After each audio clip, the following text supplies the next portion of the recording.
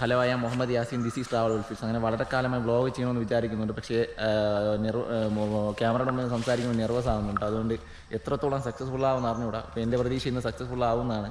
അപ്പോൾ ഇന്ന് എൻ്റെ വീടിൻ്റെ തൊട്ടടുത്തുള്ള ചിറ്റിപ്പാറ എന്ന സ്ഥലത്തേക്കാണ്. അപ്പം ട്രാവൽ ഉൾഫീസ് എന്ന പേരിൽ കുറച്ച് ട്രാവൽ റിലേറ്റഡ് വ്ളോഗ്സ് ചെയ്യാനാണ് പരിപാടി. അപ്പോൾ എത്രത്തോളം ഇത് സക്സസ്ഫുൾ ആവുമെന്ന് അറിഞ്ഞുകൂടാ. അപ്പം ഇന്ന് ചിറ്റിപ്പാറയിലേക്ക് പോകുന്ന വഴികളും ബാക്കിയുള്ള വിവരങ്ങളും വഴിയെ കാണാം.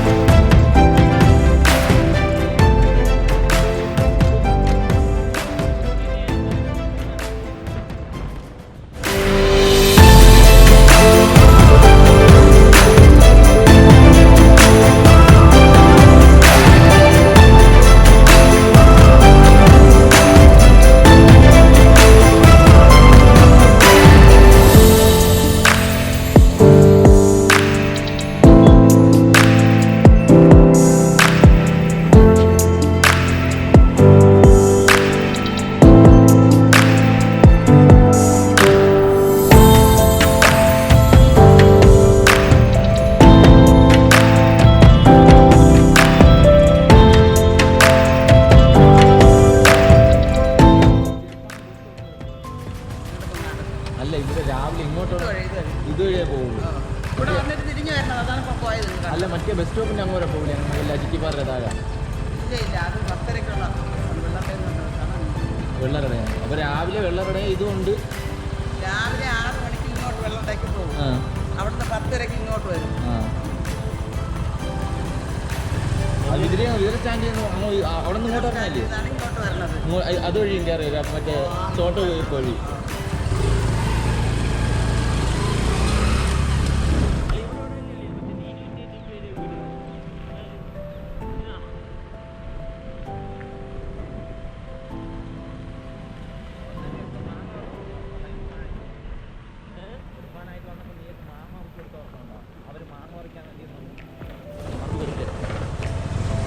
ഇവിടെ വന്നത് എനിക്ക് ഓർമ്മയുണ്ട്.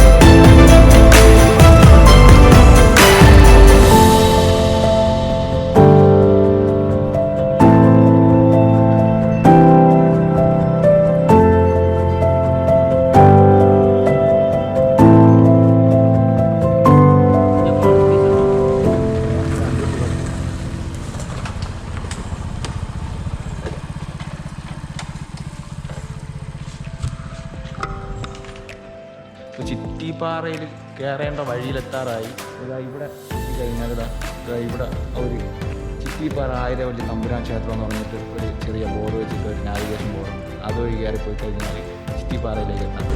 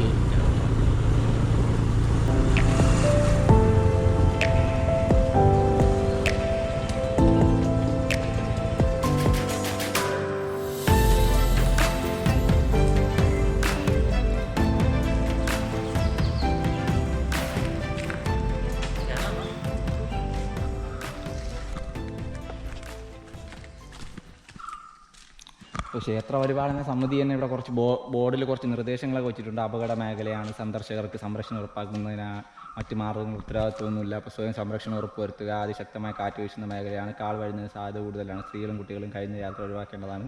പാറമുകളിൽ ഭക്ഷണം കൊണ്ടുപോയി കഴിക്കുന്നത് ഒഴിവാക്കണം. ഇതിൽ പ്രധാനമായിട്ടുള്ളത് ഈ മദ്യം മയക്കുമരുന്ന് നിരോധിത മേഖലയാണ്. കാട്ടുതീ ഉണ്ടാകാതിരിക്കുക, പാറശ റെസ്പോൺസിബിൾ ട്രാവലർ ആവാൻ എല്ലാവരും ശ്രദ്ധിക്കുക. അപ്പോൾ പ്രകൃതിയായാലും മനുഷ്യരായാലും പരിഗണിക്കുന്ന ഒരു റെസ്പോൺസിബിൾ ട്രാവലർ ആവാൻ എല്ലാവരും ശ്രദ്ധിക്കുക.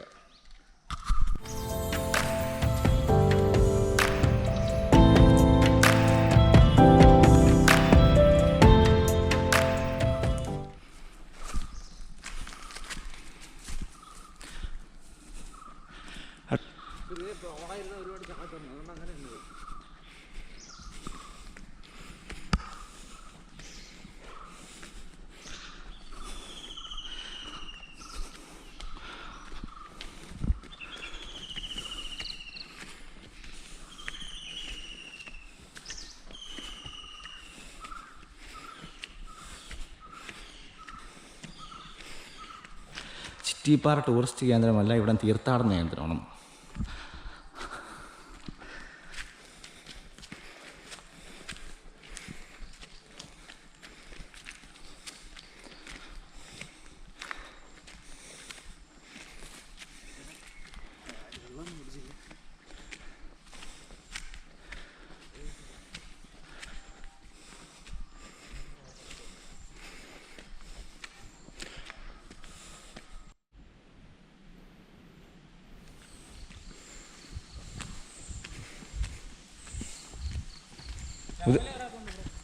രാവിലെ എത്തില്ലാറ്റേ ഉറങ്ങണിട്ട് എത്തില്ലാറ്റേ.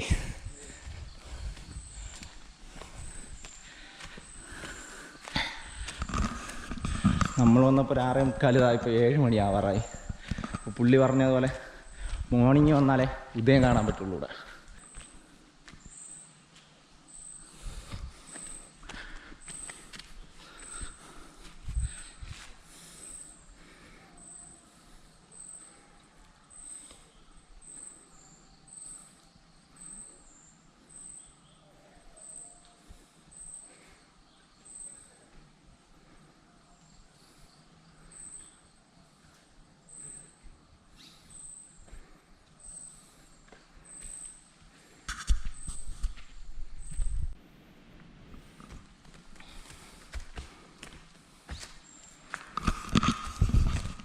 അപ്പോൾ ഇതാണ് ആ ക്ഷേത്രം. അപ്പം ഈ ക്ഷേത്രത്തിലേക്ക് പോകുന്ന മെയിൻ വഴിയാണിത്. അവിടെ നിന്ന് ചെറുതായിട്ടൊന്ന് ഡൈവേർട്ട് ചെയ്ത് ഇടത്തേക്ക് പോകുന്ന വഴിയിലൂടെയാണ് ചിറ്റിപ്പാറയിലേക്ക് പോകാനുള്ള പാത.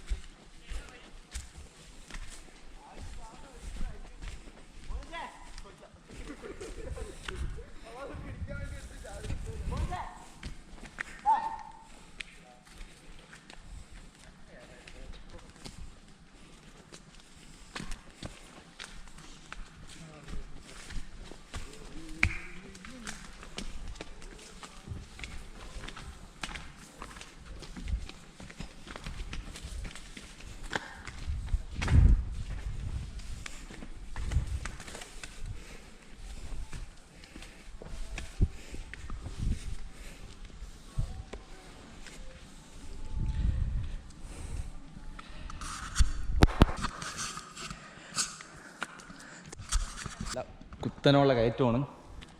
കയറി വരാൻ അവിടെ താഴെ എഴുതി വെച്ചേക്കുന്ന പോലെ നല്ല ബുദ്ധിമുട്ടാണ്. അത്യാവശ്യം കുട്ടികളെ കൊണ്ടുവരാനാണ് ഒരു ചെറിയൊരു പാട്. അവർക്ക് നടക്കാൻ ഭയങ്കര ബുദ്ധിമുട്ടായിരിക്കും ഇവിടെ.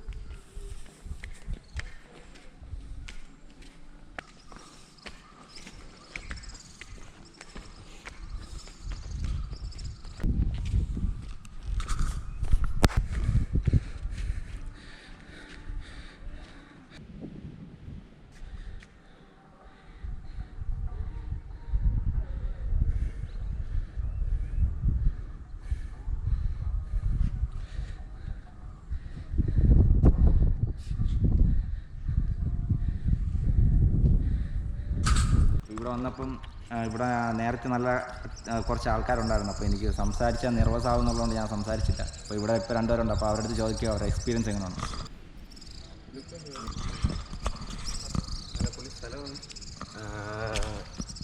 ഒരു പോരായ്മ എന്തെന്ന് വെച്ചാൽ ഇങ്ങോട്ട് ബൈക്ക് കയറ്റാൻ പറ്റിയില്ല. പിന്നെ വ്യൂ ഒക്കെ പൊളിയാണ്. മോർണിംഗിന് വരണം, നല്ല ഇരുട്ട് വീഴുന്ന വെളിച്ചം വീണ് തുടങ്ങുന്ന ആ സമയത്ത് വരണം, എങ്കിലേ കാണാൻ വൈബ് കിട്ടുള്ളൂ. പിന്നെ ഭയങ്കര ഇഷ്ടപ്പെട്ടു സ്ഥലം. ചേട്ടാ ബൈക്കിൽ വന്നപ്പോൾ എന്താണ് ഒരു എക്സ്പീരിയൻസ്, എങ്ങനെയാണ് ശ്രദ്ധിക്കണോ എങ്ങനെയാണ്? ബൈക്ക് താഴെ വരെ വയ്ക്കാൻ പറ്റുള്ളൂ, മോളിൽ കയറ്റണം വരുന്നത്, അത് അത്ര. പിന്നെ വരണ വഴിയിലെല്ലാം വ്യൂ ഒക്കെ പൊളിയായിരുന്നു. എസ്പെഷ്യലി എത്രാമത്തെ ടൈമാണ് ഇവിടെ? ഇവിടെ ഫസ്റ്റ് ടൈമാണ്, പുള്ളിക്കാരൻ രണ്ടാമത്തെ ടൈമാണ് ചെയ്യുന്നത്. പിന്നെ സ്ഥലം പൊളിയാണ്. ഞാൻ കണ്ടതിൽ വെച്ച് ഏറ്റവും വലിയ കിള്ളം സൺസെറ്റ് ഇതായിരുന്നു, ഒരു സൺറൈസ് ഇതായിരുന്നു. Okay, thanks.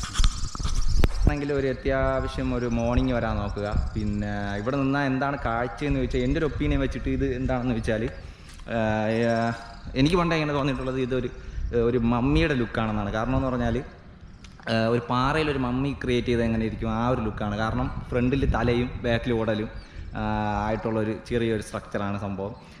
ഇത് പണ്ടെപ്പോഴോ അങ്ങനെ ഒരു ഭൂമി ഇങ്ങനെ ക്രിയേറ്റ് ആയപ്പോഴേ അങ്ങനെ ഒരു ഇത് സ്ട്രക്ചർ ആയിരിക്കും ഇരിക്കണം ഇതിന്.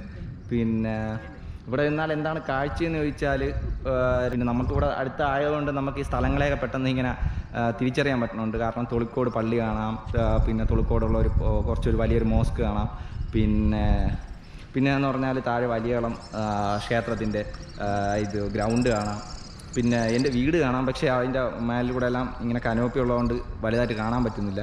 എൻ്റെ തൊട്ടിപ്പുറത്തുള്ള വീട് കാണാം, അതിൻ്റെ തൊട്ടിപ്പുറത്തുള്ള ഒരു CSI ചർച്ച് കാണാം. പിന്നെ ഇപ്പോഴും ഈ പ്ലാന്റേഷനെല്ലാം ഇങ്ങനെ ഉള്ളതുകൊണ്ട് അങ്ങനെ അത്ര ഇതായിട്ട് കാണാൻ പറ്റില്ല. വിനോബയുടെ അവിടെയുള്ള ഒരു ചെറിയ മോസ്ക് കാണാം. പിന്നെ നമ്മളിങ്ങനെ ഈ കയറി വരുന്ന വഴി കാണാൻ പറ്റും, നമ്മുടെ ഈ ടെമ്പിളിൻ്റെ വലിയ ക്ഷേത്രത്തിൻ്റെ ഭാഗത്തൂടെ ഉള്ള.